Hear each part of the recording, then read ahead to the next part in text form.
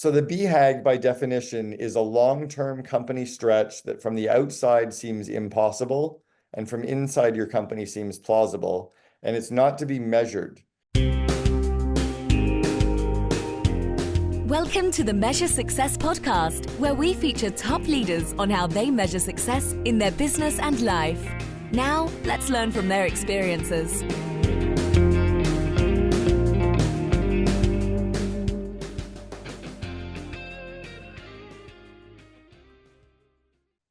And I want to say this just out of appreciation. I love your work. It's been awesome to see what you do. Very few people have done what you've done, which is pretty remarkable to getting to your point. So, and I think it's awesome how you're giving back. I mean, obviously you have a business and what you're doing out of it, but it seems like this kind of next part is more of your legacy part. Is that true? Or I'm kind of curious on that side, or is it still business for you? Help me on that side. Yeah, it's still business for me, for sure. But I say no to a lot of the stuff that doesn't feed me with energy. So a lot of my business doesn't feel like work. And then I think there's definitely a legacy component to it where I'm not doing this to make money anymore. Like I still am doing it to make money, but I'm not chasing, the Lamborghini or anything. Flying private. Like I have had enough and have enough money to do what I want, where I want, whenever I want. So I think I'm definitely trying to make a difference. I definitely feel, in many ways, I feel like entrepreneurs are like the fly trying to get out the window. And they keep banging their head on the window and they're going to keep trying harder till they get out the window. And I'm always kind of sitting off on the side. I'm going, there's such a better way. Like there's a shortcut, there's a path of least resistance. And because I've seen so many companies over so many decades and helped them, I kind of show them the right direction. I can help them get out the door that's right there. So I think a lot of my work is just to help them because I've watched so many get so frustrated for so long. My dad was a great example of this. My dad read my very first book, Double Double. I've written 6 books, but when he read Double Double, he's like, I wish I knew this when I was running my company 30 years ago. Like I didn't know any of this stuff. And that was painfully apparent to me because when I was 20 years old, I had 12 full-time employees. I had systems my dad didn't have in his business. So I think that's probably why I'm doing it is to help entrepreneurial companies globally. Okay. All right. So then I have my curiosity question. What is there? I think every company is different, but you mentioned there's something. What's the commonality of the thing, of the fly against the wall that's Yeah. preventing them to getting to the next level?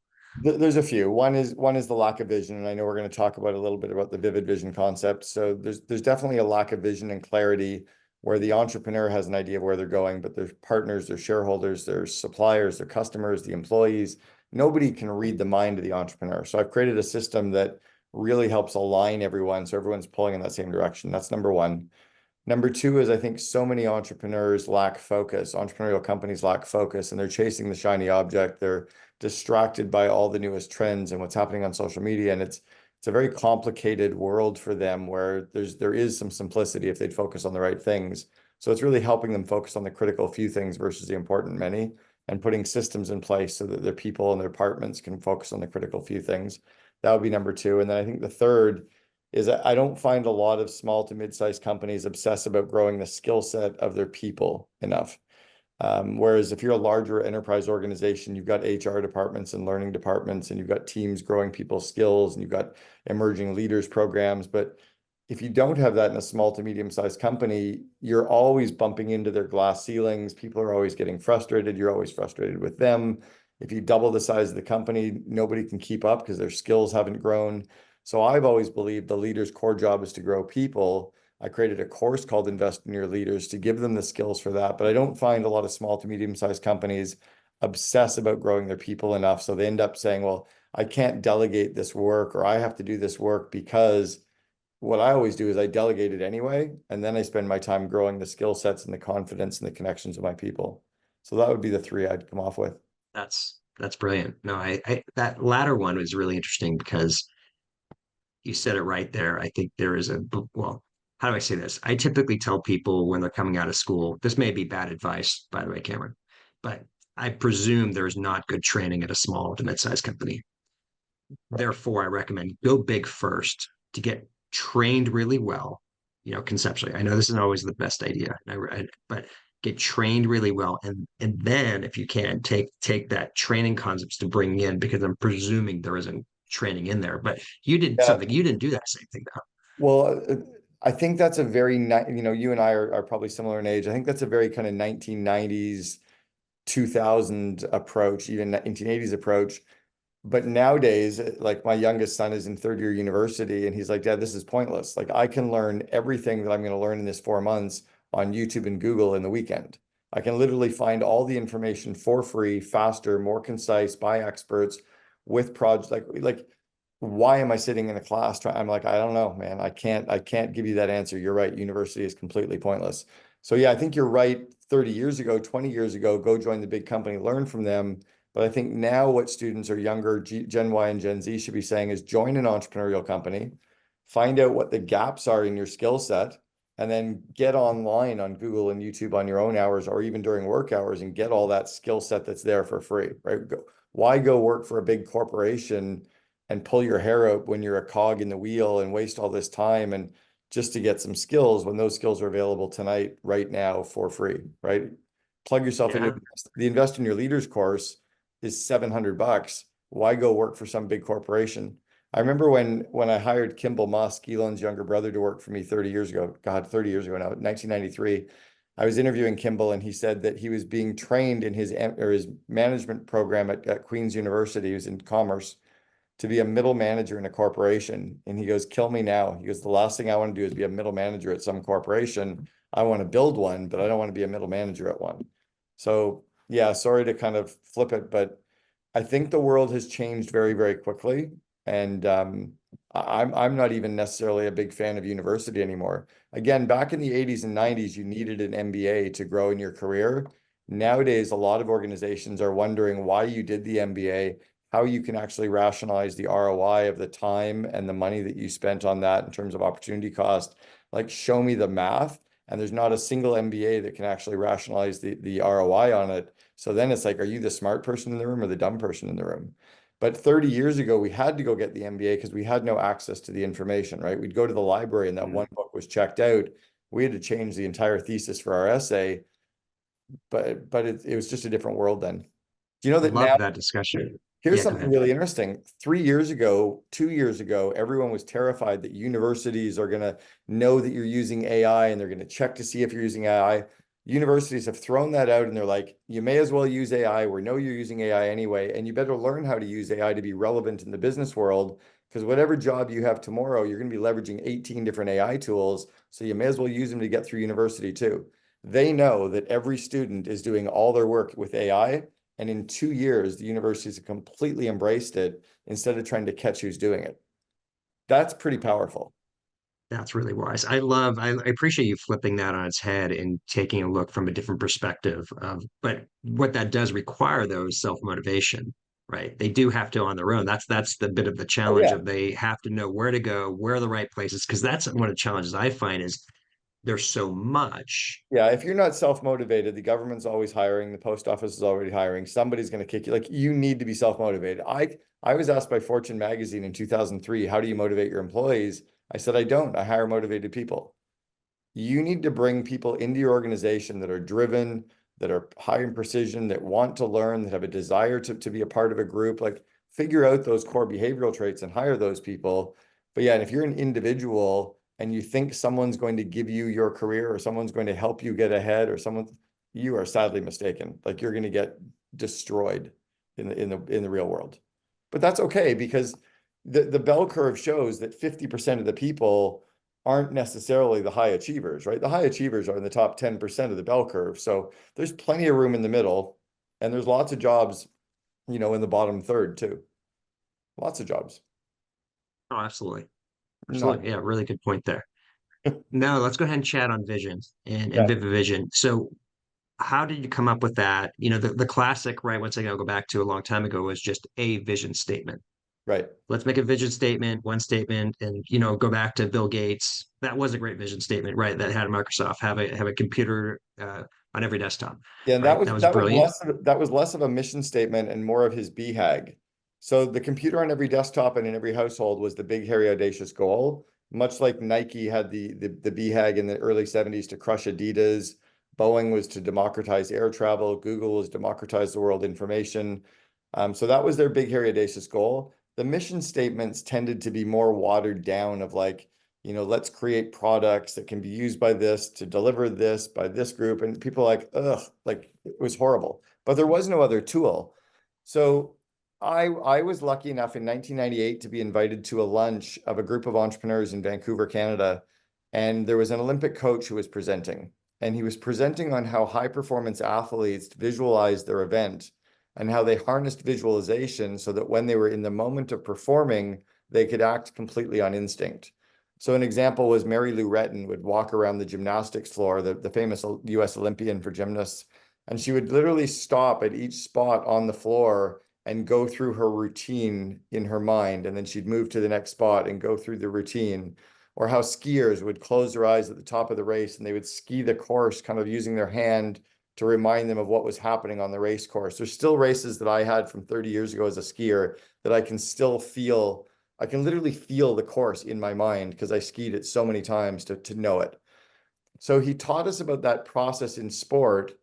And then we went aside, a few of us, and we were thinking about businesses that used it. And we came up with the idea of home builders, that every day the general contractor asks the homeowner what they want the home to look like and feel like, or the kitchen renovation.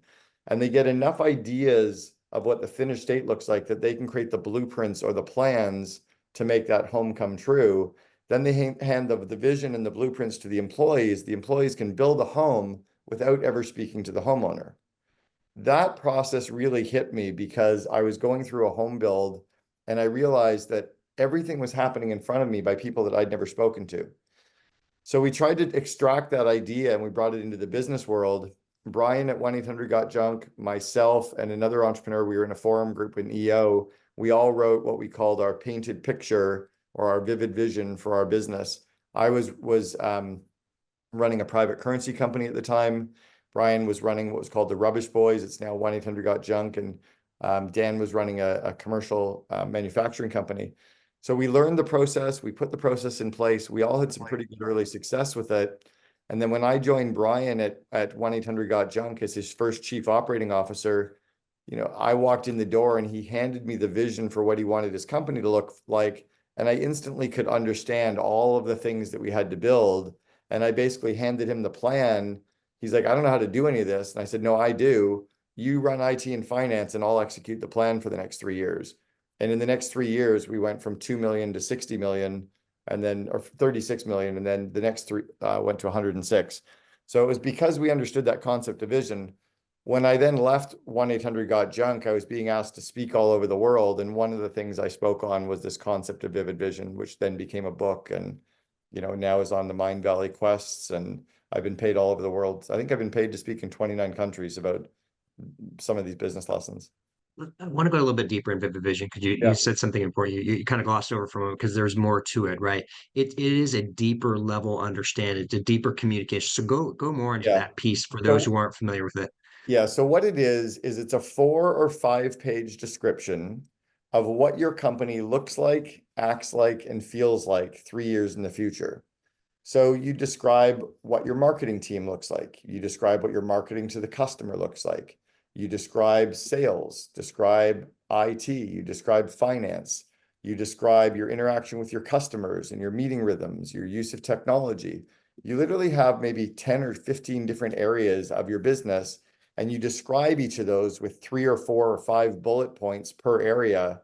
And then you can get a writer to polish it and make these pop off the page, and then get a designer to add some design elements to it so it really feels like your company brand. I've written vivid visions for my company, for the CO Alliance.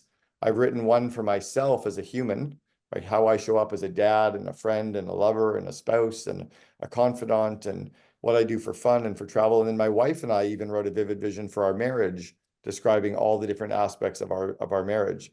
So it's that same 3 year out future state written in enough detail that people can now read your mind.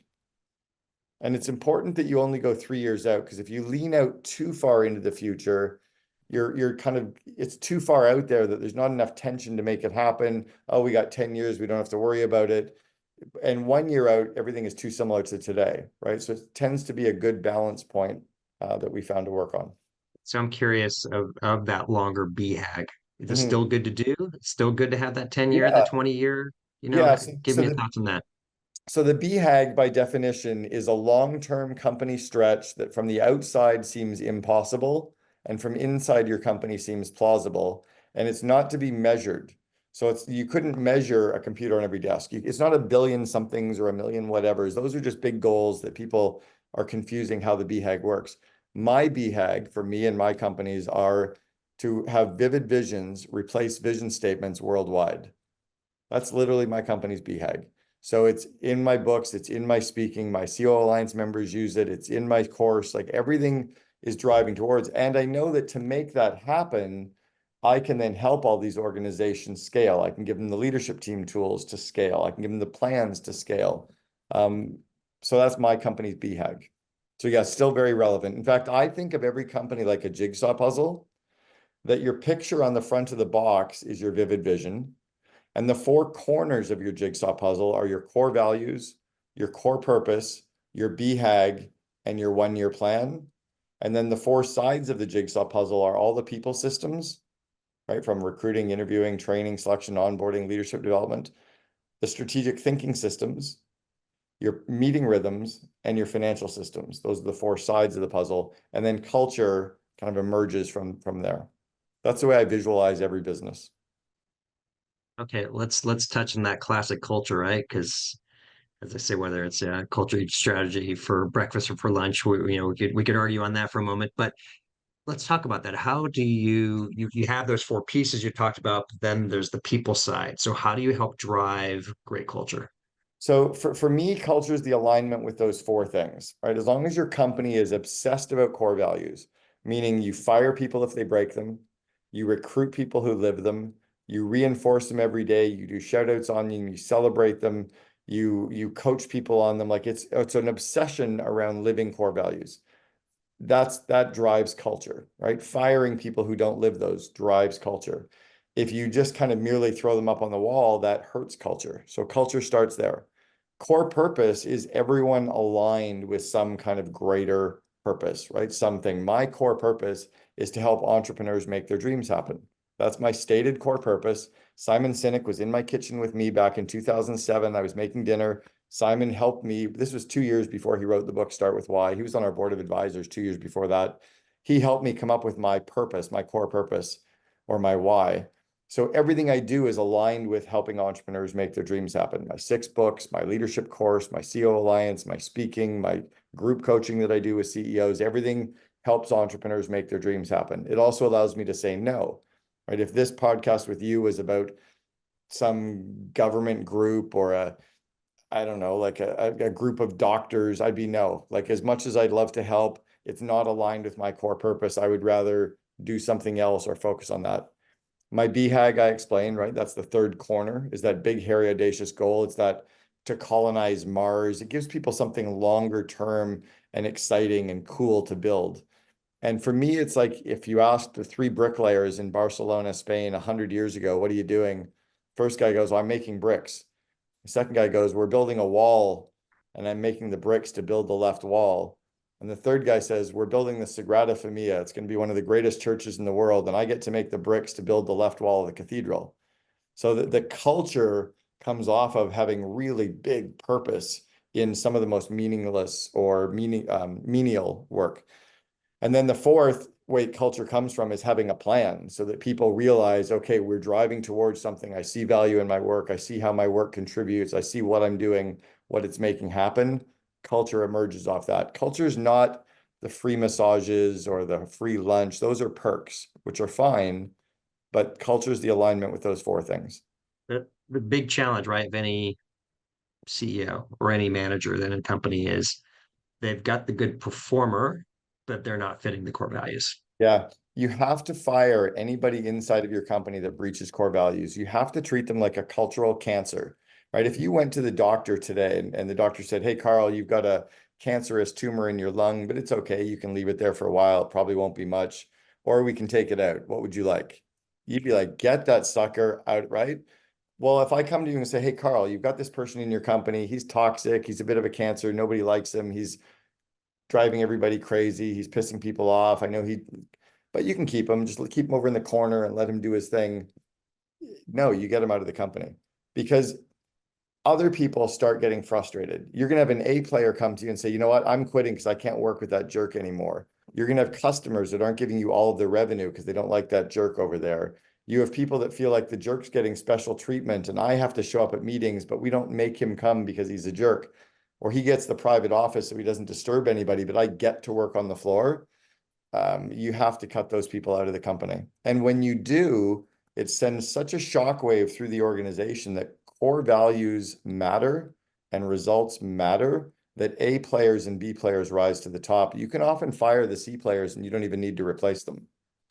I want to go back into something you're talking about earlier, which is, I think it's a common thing that's a lot, how do I say this? When I'm working with private equities and doing turnarounds, the MO is often, right? They end up removing and changing people.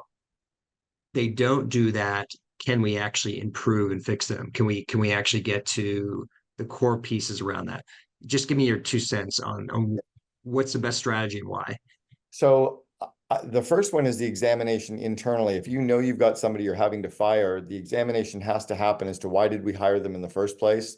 What did we do wrong in the interview process? What did we do wrong in the onboarding process? What did we do wrong in the training process? What did we do wrong in the management and leadership of that person that we're now having to fire them? Because we were excited on day one. So I really go back to that self-examination first and foremost.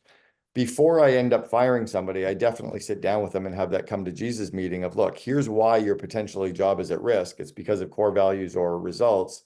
Here's what we need from you. Here's why we need this from you. Here's what I'm willing to do to help you get there.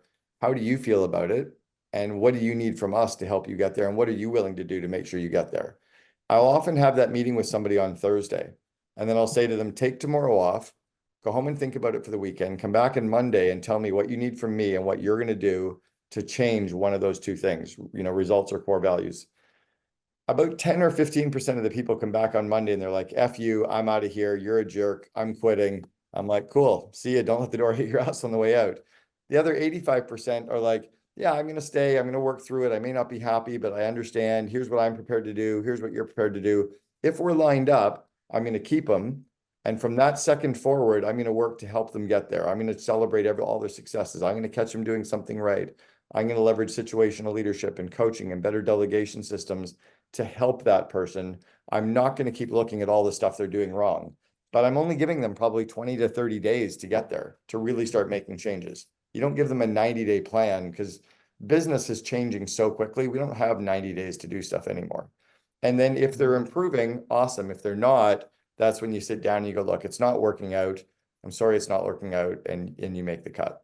If it's a real core values breach, it's like a 2 or 3 strikes and you're out, right? It's not like you go to church and you say your 12 Hail Marys and your 3 Our Fathers and your sins are forgiven. It's like, you don't break the core values, period. Okay, I was just having a discussion with Jim Huling, one of the authors of Four Disciplines of Execution. We had a discussion of, okay, how many different targets do you do? Meaning, there's the sandbag number, right? Yeah. For the board, so to Yeah. speak, and then there's the budget Budget. number, and then the third number, which is the stretch number. Jim challenged me and said you should only have one number, and he said the problem is because you don't know when you're winning. What I'm kind of curious on your thoughts on that. So I don't like the sandbag numbers for the board, but I also haven't run publicly traded companies where you need to have one. So I'm definitely more apt to have 2, which is the budget, which is like the minimum viable. We're gonna fucking hit this thing, like heads are gonna roll. We're gonna die hitting it. Like this isn't a goal. This is like what we're hitting, and you manage against that budget. And you know that if you're not hitting, you got to make some cuts. You got to kick ass, and you're measuring it daily and weekly. We even had a budget around profitability. At one point, we had way too much profit, so we started spending a lot of it so that we didn't end up at the year giving it all to the government. We reinvested in people and marketing and systems so that we could continue the growth. So I absolutely believe in budgets. I definitely believe in a stretch goal, but it has to be realistic, right? If I'm a guy right now coming off of a Zoom call and I say I'm going to go run a 4-minute mile, it's not going to happen. That's not a stretch goal. That's just being ludicrous, right? Like I can't run a 6-minute mile, let alone a 7. I'm certainly not going to get to a 4. So you need to have like a current, you need to understand your current state and your skill set and what you're willing to or able to do to get there. But yes, I think we need people driving towards something, but you need them hitting it. You can't have stretch goals that people miss, because then they just give up. They don't believe in the goal. They don't care. So it needs to be reasonable that they can get there, which means they have to be the ones setting it, right? I get the team to set the goal and I try to stretch them. I try to move them. In fact, I remember Kimball Musk, it's funny I'm telling this story, but when I first hired him and he joined as a franchisee for College Pro Painters, I asked him how much profit he wanted to earn that summer, and he said 15,000.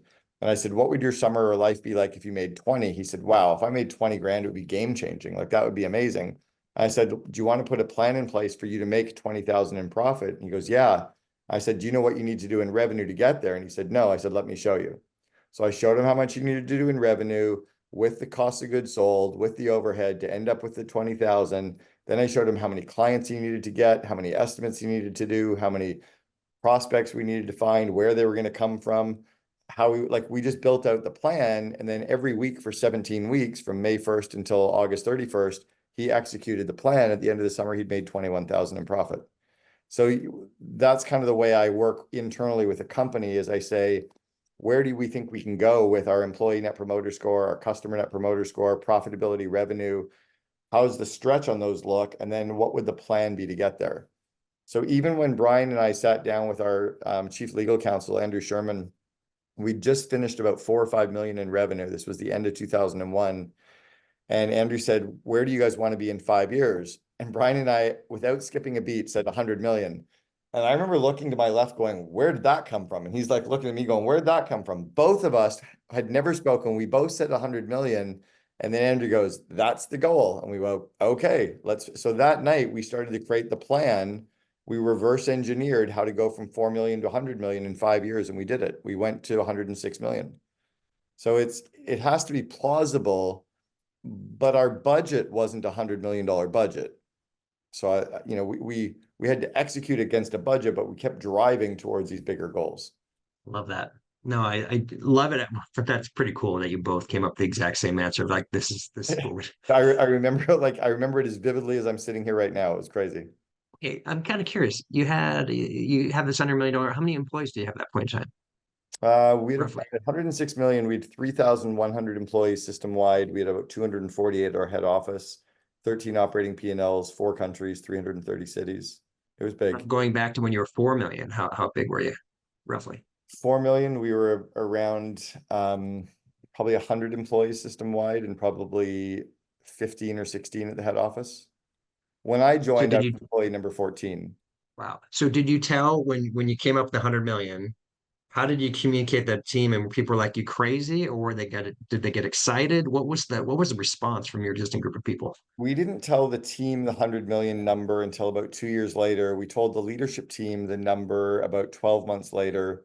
And then at around 2003, we started to build the plan for 2006. So I don't like having real solid plans for 3 years out. I have 1 year plans and I have 3 year so we had a 3 year out org chart, a 2 year out org chart. I still have the reverse engineering document I could show you now that shows all of what the company might look like by metrics, 3 years out, 2 years out, 1 year out. So we started to reverse engineer it when we were 3 years away. But Brian and I had a pretty good rough idea of what we needed to do for the first 2 of the 5 years. And I just executed on that. That was my College Pro Painters training helping me to build 1-800-GOT-JUNK, right? 1-800-GOT-JUNK was the 4th company that I built. Was it through College Pro Painters? I'm curious behind that. Was who gave you that training, or how did you get that training? Was it through that organization, or was it through your own what you were doing to get there? Like, how did those concepts and ideas? You mentioned very earlier when you were talking about your dad's like, I wish I had those processes set in Yeah, place. it was all College Pro. College Pro Painters was probably one of the best developmental learning programs of almost any company on the planet back in the 80s and 90s. And the reason was there were 60 people at the head office. I ended up in the top 30 people at the head office. And every year we had to hire and train 400 franchisees. So we had to find 800 university students to become franchisees. And then in 1 month, those 800 franchisees had to go out and recruit, hire, and train 8,000 students to paint houses. So that meant over 5 months, we had to recruit, hire, and train 8,800 students. And then between May 1st and August 31st, we painted $64 million of external painting of houses. So when you're building a $60 million company from scratch, hiring 9,000 people and training them, you become operationally world-class at the recruiting, interviewing, onboarding, and the leadership development of people.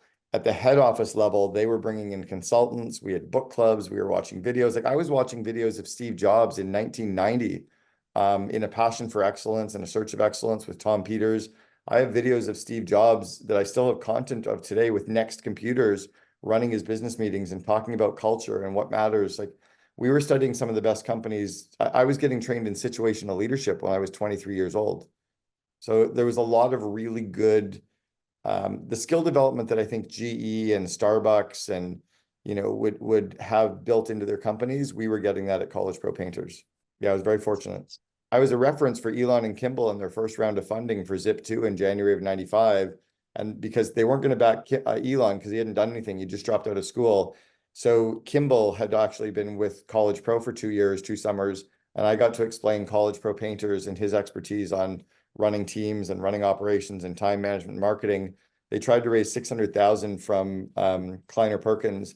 And Kimball called me that night. He's like, "What did you tell them?" I'm like, "Did it go bad?" He goes, "No, they gave us $3 million instead of 600,000." And it was entirely based on his experience at having run a company. And I was his boss. Like my leadership training was, I got very, very fortunate at a very young age. Wow. Yeah. That's tremendous. So how do young people, or even people today, I mean, obviously you have your course, Mhm. how do people get that now? How do they make sure they're not missing out in getting that information as soon as possible? Where do they go? I think there's really good thought leaders that are sharing information on Instagram and on YouTube. I'd say follow them. Play one less video game and watch one more video of a thought leader. Read chapters of books about the areas that you want to get better in. Like if you want to get better at time management, watch 3 or 4 videos on time management and go read 2 or 3 books like, Getting Stuff Done by David Allen on time management. That'll get you to a bronze or a silver in kind of competency in that skill level pretty quickly. If you want to get better at running meetings, read Meetings Suck, read Death by Meetings, go watch 2 videos on meetings. I'm sure there's a Harvard Business Reviews have great booklets on almost any leadership skill. You need to just kind of cobble it together. That's what's cool is all the information is sitting right now on your phone. We don't have to go to a library to find this. We just have to go on ChatGPT. How do I run better meetings? And boom, it gives you the system. How do I interview people? Boom. What questions do I ask for culture? Boom. It's crazy. So it's understanding what questions to ask. So sometimes that's turning to your peers and saying, where am I weak as a leader? Where can I improve? And then figuring that out, asking your boss, doing the self-examination of yourself instead of blaming external environments, look at your own cause, those things. I know it's not necessarily your direct expertise, but you've had a ton of work scaling. So I'm curious on the sales side for a moment. Connection, you can tell, right, that there is clearly AI being used in outbound execution, right, to connect. And I think what's happening, well, I could say for me, I can't say it for everybody, that I'm getting even almost more depth, so to speak, Yeah. when messaging comes in. Yeah. How do you break through the noise when Yeah. there's more noise than ever before? So I call it the rule of 27. So there's an old adage in marketing that a prospect needs to see you 9 times before they take action. But now, because we're being bombarded in so many different ways, we only see one of every 3 things that are put in front of us. So I need to hit you 29 or 27 times so that you see me 9 times so that you take action. So I think it's being okay with that. Here's a weird one for you. I'm in London, England right now. I was out for dinner 4 nights ago, chatting with this couple standing at the door of the restaurant, and the woman says, "Where are you from? Blah, blah, blah. And what was your business?" And I said, "The COO Alliance." And the guy goes, "The COO Alliance, what's your name?" And I said, "Cameron." And he goes, "What's your last name?" I said, "Cameron Herold." He pulls out his cell phone. He goes, "Is this from you?" And it's a text message from the day before. It goes, "Hi, my name is Cameron Herold. I wanted to introduce you to the COO Alliance." He hadn't deleted it. And it was the very first text message we'd sent out to our database. Now, I'm sure there's lots of other people that deleted it, but here's a guy from the United States in the UK. And then I kid you not, about an hour before you and I went live on this call, I get a message from him on WhatsApp. "Hey, Cameron, it's KO. We were waiting for ice cream at the restaurant, and then I found out you and your team wrote me earlier that day via text. I love the serendipitous nature of the meeting." As if that guy's not going to become a client. That's remarkable. I think yeah, so you're right. Marketing, we're being bombarded, and I'm kind of the same, but every once in a while, something gets through to me. It catches me at the right time, in the right moment. or I see you on Instagram, I see you there, I hear you on a podcast, I see somebody reading your book. Like, it's the omnipresence, it's the 27 hits, is how you're going to get people. I appreciate you talking about the 27 because I was curious where that number was because I hadn't heard anybody said in current day where it's at. They're talking about Moore's law, technology doubling every 18 months. Today they're saying it's about every 3 months. Oh yeah. I'm curious, do you think that 27 is going to keep on increasing so you It can't probably stop? it probably is. Yeah, it probably is that it just needs to be more omnipresent. You have to worry about your return on ad spend, and you have to worry about the magic number, like what your marketing is turning into in terms of revenue. Companies all need to know the lifetime value of their customer and the cost of acquisition and the cost conversion cycle between those. If you don't, you're dead. I spend a lot of time with our CO Alliance members, my group coaching, like working with clients on that stuff so they get it. But yeah, I think the numbers are getting, they're gonna be getting more. I just heard of a funny tool today. It's called Pay Human, and it's a new online platform that AI chatbots can use to hire a human being to help them figure something out if the AI tool can't figure it out. Wow. It's like the opposite of us looking for outsourcing people. This is like AI chatbots can now outsource to humans if the AI tool can't solve the problem. That's how fast technology is changing. That's so awesome. Okay, so let's go further on that because things are so, and of course, I should say, I'm careful to say I've always known this. I remember a long time ago, I mean, got a couple books behind me, but you go into a Barnes and Noble, just a Barnes and Noble, and you look around, it's like, I barely have read, a couple of these, walls here, so to speak. And it's Yeah. going to be primarily in a couple of different areas. So there's this humility of you're only going to learn so much. So then what, right? There's no way, right, with all the technology doubling, all the knowledge doubling, you could learn so much. So then how do you respond to Yeah. that fact? So this is where I disagree with some thought leaders that talk about read a book a week or read a book a month. Completely disagree. What you need to do is identify what you're working on over the next quarter and then find the resources, books or videos or courses that most apply to what you're working on over the next quarter that you can get better at. So kind of take your this vast library at Barnes and Noble or the internet and tailor it to, okay, if I'm firing someone in 2 weeks, how can I learn how to fire someone better? Let's read about that. Or if I have a board meeting coming up, or you know what I mean? It's kind of focusing your learning around that. That's my big starting point. The reason my Invest in Your Leaders course is so powerful for companies is anyone who manages people needs to be strong at the 12 modules in my course today and next week and the week after. Like, everyone who manages people needs to be good at situational leadership. They need to be good at coaching. They need to be good at delegation. They need to be strong at time management. They need to understand project management. They need to be good at handling conflict.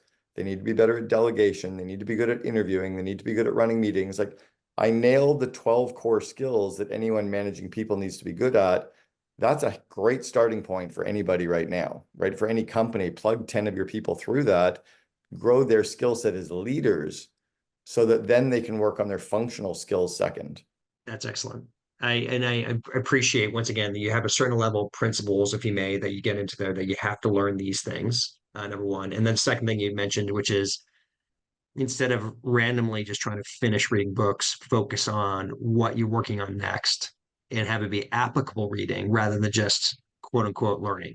Yeah, because right now, so much of the adult learning happens because there's a gap between what we know and what we want to know. If you don't have a gap created, sometimes that information just passes by you because there's no real reason for it to trap it.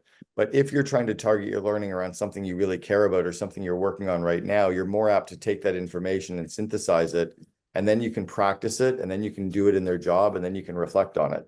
So the cycle of learning, you go from abstract conceptualization to active experimentation to active experience to reflective observation. And if they don't go through that cycle, they're not really going to retain any of the information. So it becomes fairly pointless or very random. Okay, as we're randomly going through questions, something popped in my head there is that question of focus. That's one of the biggest challenges for entrepreneurs, business leaders, is that they do a million things and they should be only focusing on perhaps one or two. Mm-hmm. How does somebody know that the one thing they're working on is the right thing, and why do they keep on going on to the other additional things, if you may, which is Yeah. causing distraction? Well, the entrepreneurs, their biggest strength and their biggest weakness is their ADD. So the ADD is not a disorder for an entrepreneur. It's our superpower because we see what's happening with the customer, the market, the suppliers, the economy, our employees, the metrics, the website. Like, we see it all, we take it all in, and we get so overwhelmed with it that we need to delegate it. So a lot of these random ideas, we don't know what to do with them. And in the absence of a system to keep track of our ideas, to start them in some organized fashion, we need it out of our brain. We tend to delegate it in a way that the person thinks we have to start. So we kind of become our problem on our own. So I teach all of the COOs that are in the CO Alliance a system to take that idea from the entrepreneur, understand the idea, filter it, and decide whether you green light, yellow light, or red light the project. Green light meaning we'll put it in place, but we might need to bump something that's on our current plan because we only have so much people, time, and money. Yellow light mean we're going to do it, but not right now. And red, well, now that we've asked all those questions, it sounded like a good idea, but now we're killing it, right? For the entrepreneur, that's kind of saves them from themselves. That's number one. The way I try to prioritize what to work on, the first is what's the low PETA factor things, right? What's the low pain in the ass factor projects that are going to give me returns? Which returns can I get that are going to pay dividends forever? Kind of like if I launch the satellite and I get returns for the next 10 years, that might be a good one. Third is, will it help my employees be happier or my customers be happier or drive more gross margin or profitability? If it doesn't really hit on those things, it becomes a distraction, right? So I kind of start around that. If I have very happy employees, they're going to take care of my customers, which is going to drive more revenue and gross margin. But if I'm focusing on some back end thing or making something better or plugging something in, but it's frustrating my employees or it's taking away margins, you often don't get the return on investment or the return on time that you're hoping for. I'm going to ask two questions for you. How do you measure success in business? And then how do you measure success in your personal life? I guess success in business, for me, it's always been the employee net promoter score first, right? If I'm building a business where my employees are super happy, I know that they're going to build the business and make it more successful and it's more fun. It doesn't feel like work. And so I usually start there on the business success. You know, when we were building 1-800-GOT-JUNK, we wanted to build a globally admired brand.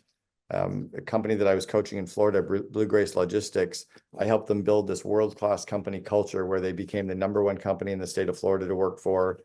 They won Best Company to Work For by Ernst & Young. They were winning awards in PR and becoming a great company to work for. And then they went out and raised $255 million from Warburg Pincus, partially because of their growth, partially because of this kind of strong cult-like environment that they had. So I think that's how I take it on the business side. On the personal side, it's really kind of examining in the mirror, right?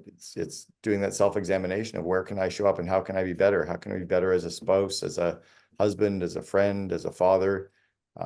Trying to ask the tough questions, right? What do you need from me? And me asking the tough questions of how can I be better?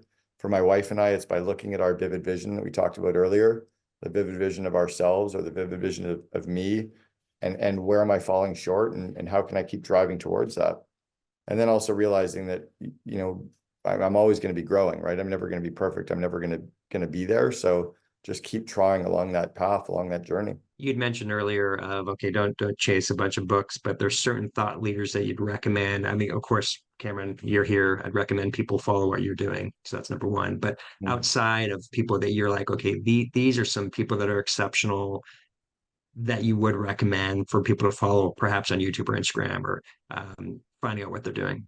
I've really liked Ben Horowitz's book, The Hard Thing About Hard Things, which I think is really very applicable right now for everybody and what we're going through. I think the book Insanely Simple by Ken Segall was really powerful around the obsessions inside of Apple, and all of them are very, very applicable to, you know, all companies at all of our sizes. I think one that was pretty formative for me back in the days when I've kind of in the midst of managing the most people was Leadership and Self-Deception. And that book really helped me do a good self-examination. I'll drop in the chat a link to all my favorite books. I list them all on my CO Alliance website for people. Cameron, this has been amazing. Thank you so much for the extra time. I didn't expect that. And this exceeded my expectations. We shouldn't have been surprised in any way, shape, or form. It's awesome to see the person behind the person, of how you're living. And I also loved how in depth you remembered past experiences and the right metrics and people. That was fantastic. Well, thank you. Thanks for listening to the Measure Success podcast. We'll see you again next time to learn from the best. Remember to subscribe now to get future episodes.